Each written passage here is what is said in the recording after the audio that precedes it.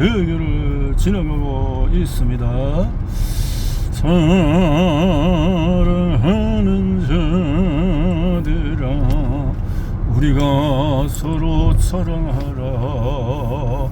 사랑은 하나님께 속한 것이니. 목포도 대단한 신앙의 도시인 걸로 생각을 하고 있는데, 목포의 눈물이라고 하는 것도 들어봅니다. 목포에 아주 희망원 요양원을 세우신 윤영하 우리 참 희망원 원장님의 이쪽이 바로 본거지이기도 하죠. 일본에서 사역하고 대단한 그 사역을 하시는데, 유달산으로, 그렇지, 유달산 바로 그 산자락 밑에 바로 그렇게 계셨던 것으로 생각합니다. 목포의 눈물. 목포가 뭐가 유명할까요? 뭐 정치인들 스캔들도 뭐 있지만, 어쨌든 오늘은 이 해변가에서 그래도 목포이라는 도시의 면모를 조금 누리고 또 나름대로 가봤으면 좋겠다 하는 생각 속에서, 어차피 가는 길목이니까 그렇게 생각을 했습니다. 목포의 이쪽으로 지나가면서 또 하나의 또 단상을 생각해보죠. 유쾌한 책을 읽은 유쾌 독서라는 문유석 판사님, 전직 판사님이 2020년도 은퇴하셨더라고. 은퇴를 하시고 변호사 일하는 거 모르겠는데, 이분은요 그냥 완전히 독서 강의라, 독서에 대해서 어릴 때부터 대단한 독서를 많이 하셔서 그걸 잊지 못한 것 같아. 판사 시절에도 그 판사하면서도 독서에 대해서 독서 팀 모임에 또 장을 하기도 하고, 이렇게 그 이야기 중에서 판사, 부장판사 할 때 워킹맘 판사, 그러니까 30대 판사, 이게 고시를 하면은 거의 20대 또 뭐 30대 되면은 또 판사가 될 수 있잖아요. 그래서 이렇게 해서 초보로 일하는데 또 이렇게 결혼을 하고 아기를 키우면서 판사를 해야 되겠죠. 이런 속에서 참 생활에 넉넉치 않은가 봐요. 판사가 그렇겠지. 뭐 가진 것이 없이 했다면은 그것이 그렇게 쉽지는 않잖아요.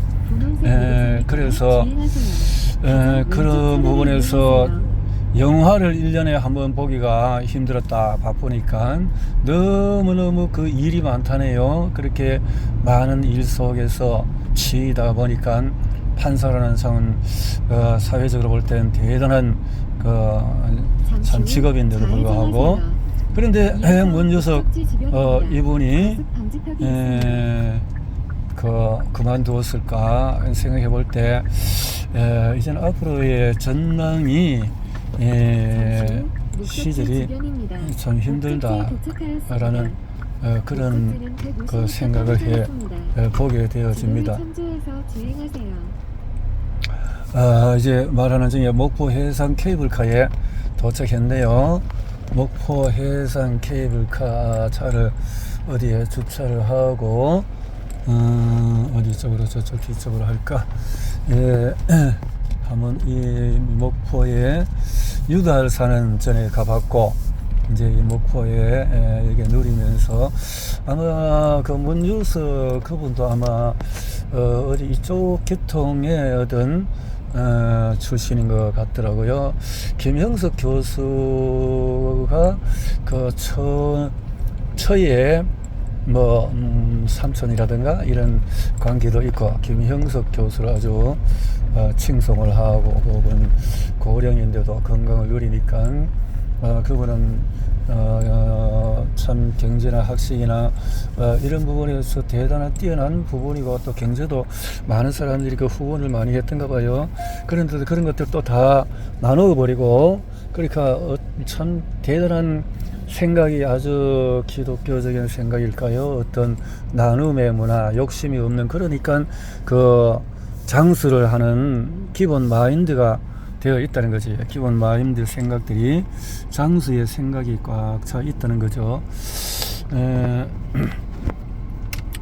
김형석 교수님과 친인척이면 뭐 대단한 그 대화가 되겠죠. 그런데 이분이 오랜 판사 1997년부터 판사를 하신 것 같은데 1997년부터 참 고시 합격해서 판사가 되셨으면서도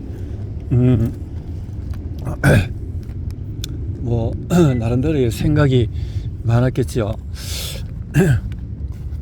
그러니 책을 어릴 때부터 읽은 거 보니까 참 그 청소년 시절에 읽은 책, 또 사춘기 때 읽은 책 다양하겠죠. 사춘기 때 읽은 책들은 그 얼마나 또 뭐 그런 물러난 책들을 읽는데, 우리 한국에서는 그 당시에 전두환 정권 시절에서 함부로 여러 가지로 연예계에 이상한 것들을 차단을 시키는 그때였잖아요. 그러니까 그때는 또 외국 서적들을 많이 또 보기도 하고, 한때는 그렇게 하면서 참 굉장히 유쾌한 어떤 그 삶을 살았는데, 어떻게 판사가 되어서, 판사가 기질이 좀 안 맞았겠죠. 유쾌하게 참 누리고 독서하고 독서광으로서 이런 것을 좋아했던 사람이 그러니까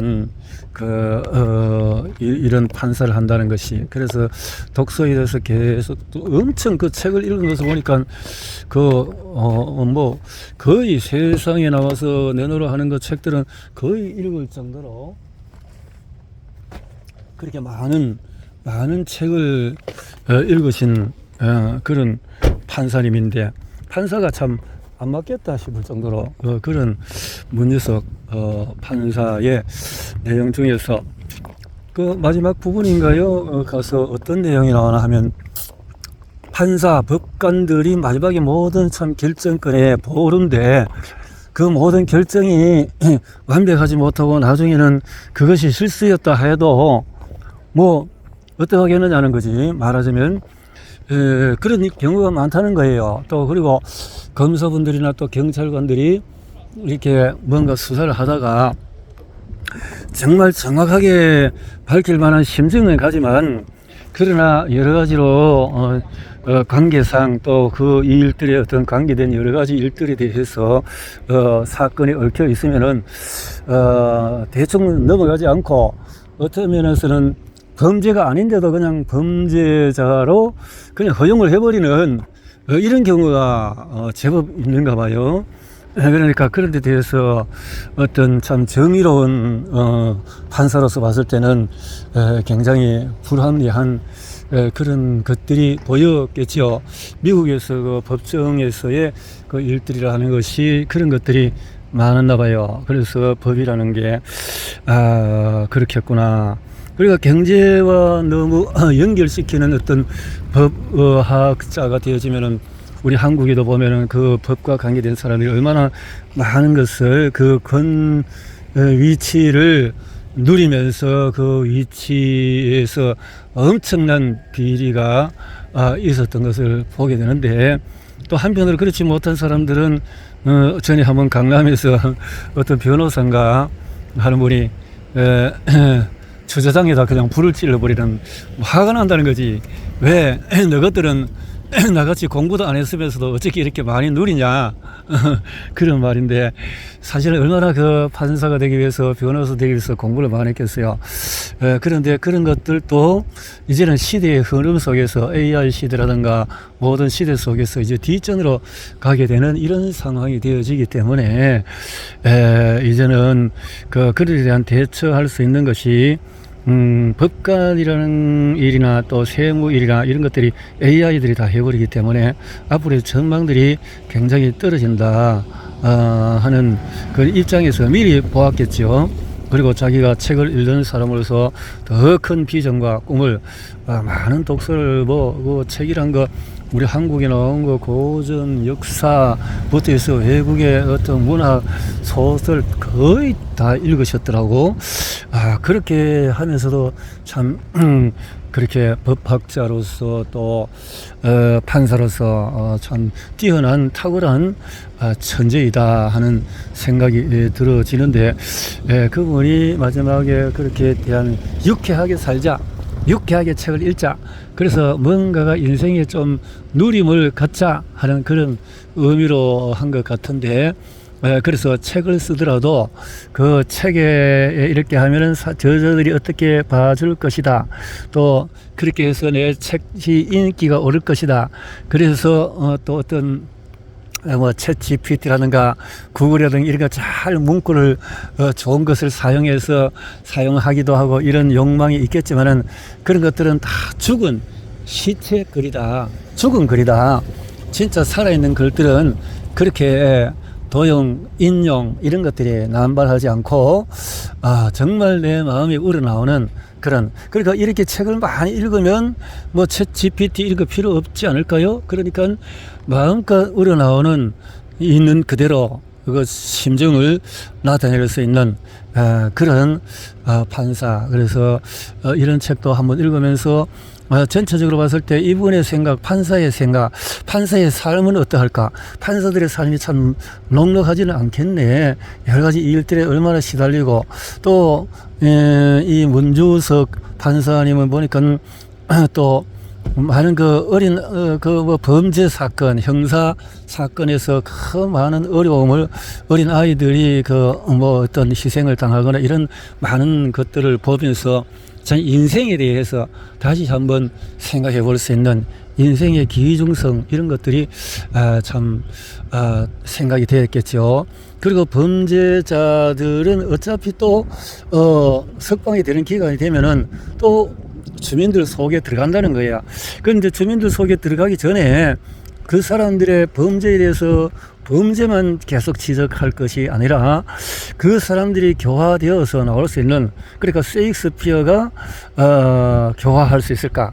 셰익스피어 같은 문학이 그런 걸 뭐 그런 내용이 있었죠. 그러니까 그런 할 수 있을까? 어떤 뭐 신앙, 종교, 다양한 이런 것들이 사람을 변화시킬 수 있을까? 뭐 이런 것들 내용을 다양하게, 또 우리는 또 종교를 가진 사람은 종교를 통해서 또 종교를 이용하고 내가 거기서 또 빠져나가기 위해서 또 그렇게 하는 사람도 많잖아요. 우리 또 한국 영화 최고의 어떤 그 깡패 집단에 있었던 사람도 뭐 순복음교회 다니고 뭐 이렇게 하는데 나중에 보면 또 범죄의 속으로 또 들어가더라고. 그런 마지막에 좀 이상하게 하는 그런 모습을 봤을 때 진정한 변화 이런 것들이 참 치유라는 것이 있어지지 않은 속에서 있기가 참 어렵겠구나, 이런 책을 보면서 많이 인생에, 그래서 참 치유 사역이라는 것이 참 중요하다. 변화된 사역. 그리고 판사도 교화 쪽으로 해서 해야 되지, 범죄만 자꾸 다루는 것보다도 그 사람의 인생을 생각을 해서 그런 부분에 대해서 아마 더 깊이 생각하니까 책을 읽고 또 글을 쓰고 또 글을 통해서 더 많은 제2의 인생을 살 수 있겠다, 이렇게 생각을 하신 것 같아요. 그래서 나름대로 저 한편으로는 좀 존경이 되어지기도 하고, 내가 또 책을 최근에 와서 젊을 때는 못 읽었는데 이제 건강과 또 여러 가지 이 머리 기능도 참 여러 가지 시원하고 해서 보다가 보니까 이제 많이 보게 되어지는데, 그러면서 이거 어릴 때부터 참 진작 이렇게 봤으면 참 좋았겠는데 그렇지 못한 것들이 참 많다.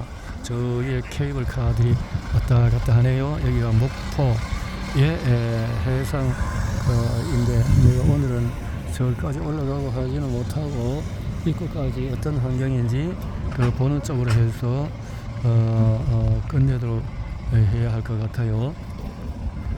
자,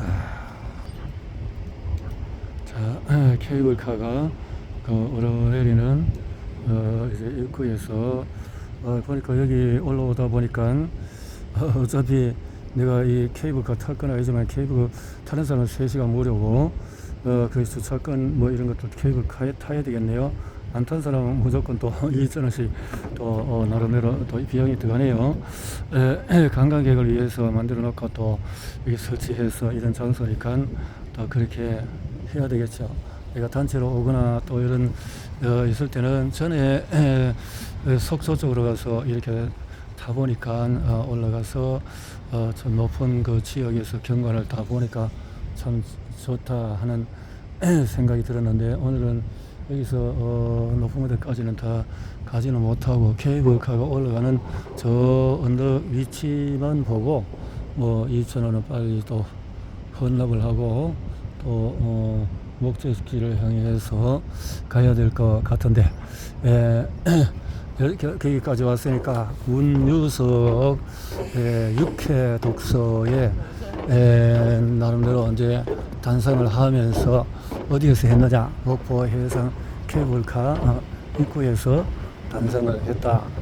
그리고 참 판사님들의 또 학자들, 법관들의 삶이란 것이 어떤 것인가, 그 삶이라는 것이 늘 선한 어떤 참 선지자 같은 이런 입장이 되는 것이 법관이겠지만 실제 사실은 그렇지 않다 보니까 우리 한국에도 너무 퇴폐된 법관들의 어떤 모습들 때문에 국민들이 굉장히 상처를 많이 받는 시절에 이 문유석 같은 판사가 법복을 벗고 나름대로 글을 쓴다는 거, 그래서 글을 통해서 교화라는 것이 얼마나 중요하다는 거, 이것을 생각했다는 거. 그래서 내가 할 수 있는 미래에서도 건강이든 또 음악이든 이런 것들이 사람들에게 도움을 줄 수 있는 또 이런 부분이라면 참 좋겠다. 그것이 의미가 있고, 또 정치에 휘말려서 네가 옳다 내가 옳다 참 다투고 싸우고 그런 사람도 필요해요. 나름대로 정의를 위해서 만들어야 되니까 나도 한때 그렇게 외치기도 하고 뭐 광화문에도 가보기도 하고 다 했는데, 그러나 또 한편으로는 좋은 글을 통해서 서로 윈윈하고 사랑하고 또 포용해주고 이런 부분들이 참으로 중요하다. 이런 부분에서 육회 독서 추천해 봅니다.